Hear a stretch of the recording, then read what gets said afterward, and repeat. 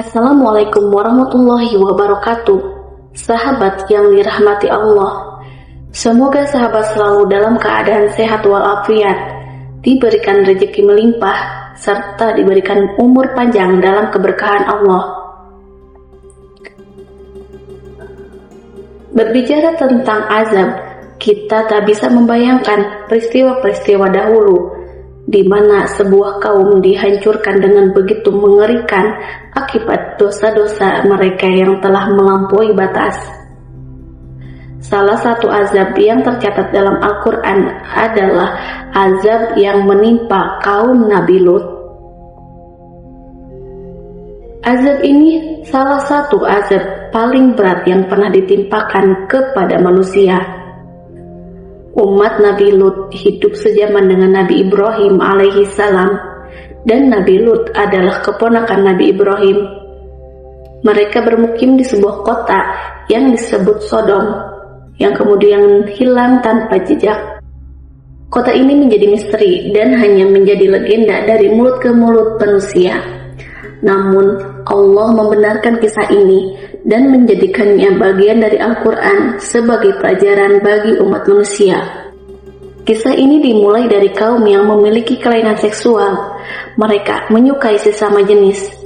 Laki-laki suka dengan laki-laki dan perempuan suka dengan perempuan. Mereka menikah dengan lawan jenis dan memiliki anak. Namun, hal tersebut hanya dijadikan tradisi untuk melanjutkan keturunan. Sedangkan kebutuhan seksual dan cinta mereka disalurkan kepada sesama jenis. Bahkan jika seorang laki-laki memiliki anak laki-laki yang tampan, anak tersebut bisa diperebutkan hingga sang ayah sendiri menjadi pelaku homoseksual terhadap anaknya. Lebih parahnya lagi, mereka saling membunuh demi memperebutkan laki-laki yang dianggap tampan. Awalnya, sebelum kaum Sodom mengalami kelainan seksual seperti itu, mereka adalah kaum yang normal. Namun, dimulai dengan candaan. Mereka bercanda dengan satu sama lain dan mengatakan, bagaimana kalau seandainya kita lampiaskan kebutuhan biologis kita kepada sesama laki-laki.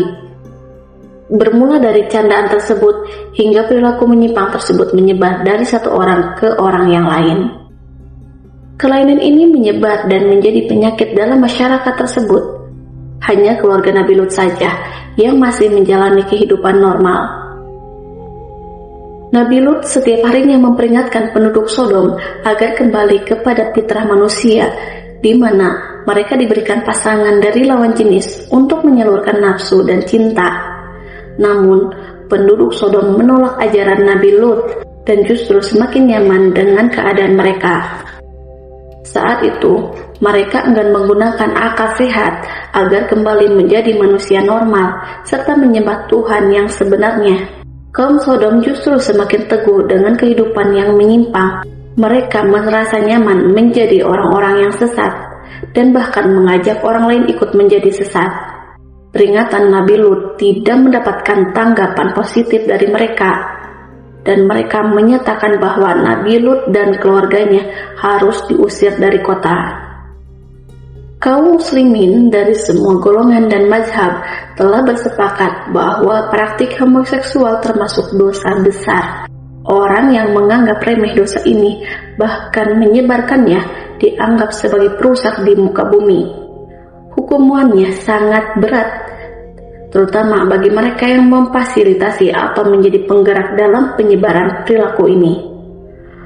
Allah Subhanahu wa Ta'ala berfirman dalam surat Asy-Syu'ara ayat 165 sampai 166. Apakah kalian mendatangi laki-laki di antara manusia dan kalian tinggalkan istri-istri yang telah diciptakan oleh Tuhan kalian untuk kalian?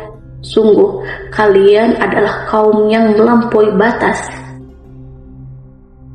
Kaum Sodom menjadi saksi dari kekuasaan dan azab Allah yang luar biasa. Perilaku mereka yang menyimpang dan menolak petunjuk Nabi Lut menyebabkan mereka mendapat azab yang dahsyat. Allah mengirim azab yang belum pernah terjadi sebelum ataupun sesudahnya, sebagai peringatan bagi seluruh umat manusia. Allah membalikkan negeri mereka setelah Nabi Lut alaihissalam berkali-kali memberikan peringatan, tetapi mereka tetap tidak mau bertobat. Allah mengangkat negeri mereka ke langit, lalu membalikkannya dan menghujani mereka dengan batu-batu dari api neraka. Ketika azab Allah tiba, keadaan kaum Sodom berubah drastis. Azab ini diabadikan dalam Al-Quran Surat Al-A'raf ayat 84. Kami hujani mereka dengan hujan batu. Perhatikanlah bagaimana kesudahan para pendurhaka. Hujan batu yang terbakar itu menghancurkan segala yang ada di Sodom.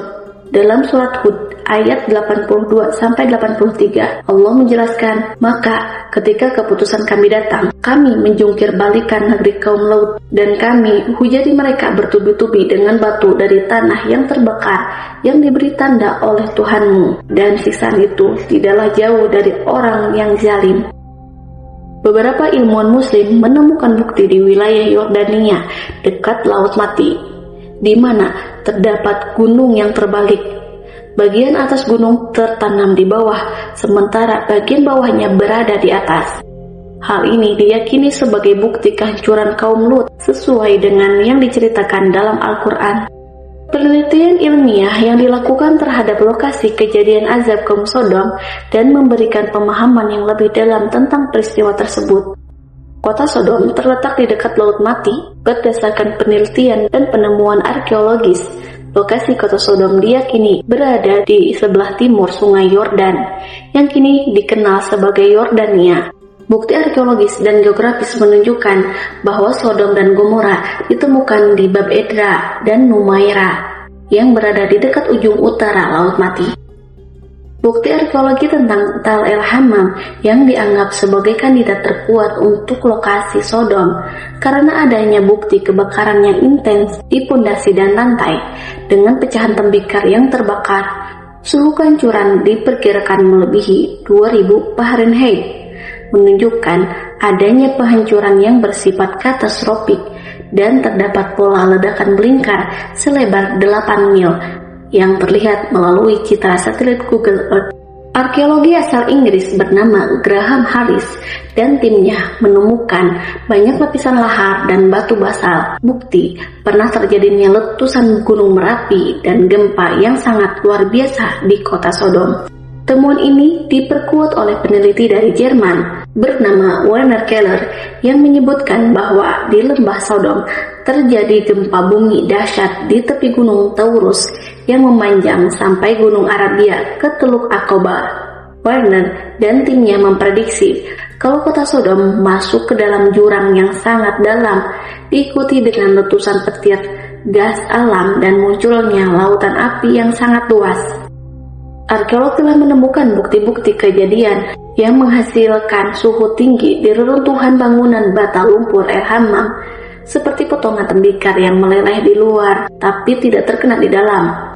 Para peneliti menyimpulkan bahwa perang, kebakaran, letusan gunung berapi, atau gempa tidak mungkin menjadi penyebabnya, karena peristiwa ini tidak mungkin menghasilkan panas yang cukup kuat untuk menyebabkan pelelehan seperti di lokasi tersebut. Mereka menduga ledakan tersebut disebabkan oleh sebuah batu ruang angkasa.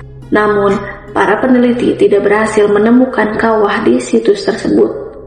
Mereka berpendapat kerusakan tersebut ada hubungannya dengan ledakan udara yang terjadi saat meteor atau komet melintasi atmosfer dengan kecepatan tinggi.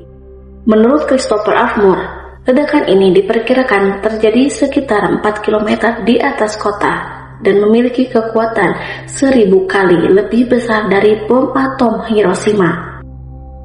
Suhu udara naik dengan cepat di atas 2000 derajat Celcius. Moore menjelaskan, pakaian dan kayu langsung terbakar, pedang, tombak, bata lumpur, dan tembikar mulai meleleh.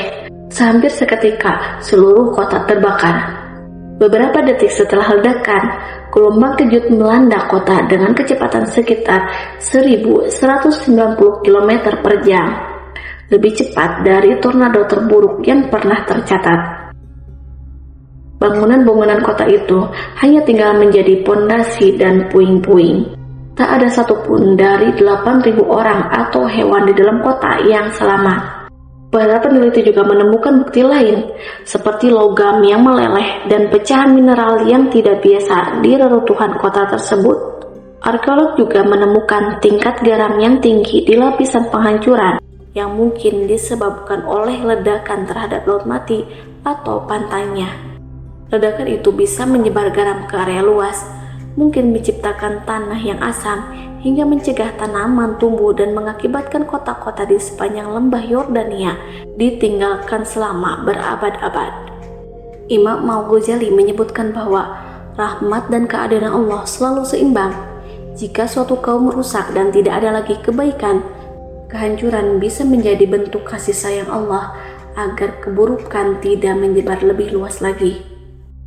Para ulama menegaskan bahwa kehancuran adalah bentuk keadilan Allah, bukan sekedar hukuman, tetapi juga sebagai pelajaran bagi umat manusia. Wallahu a'lam bishawab.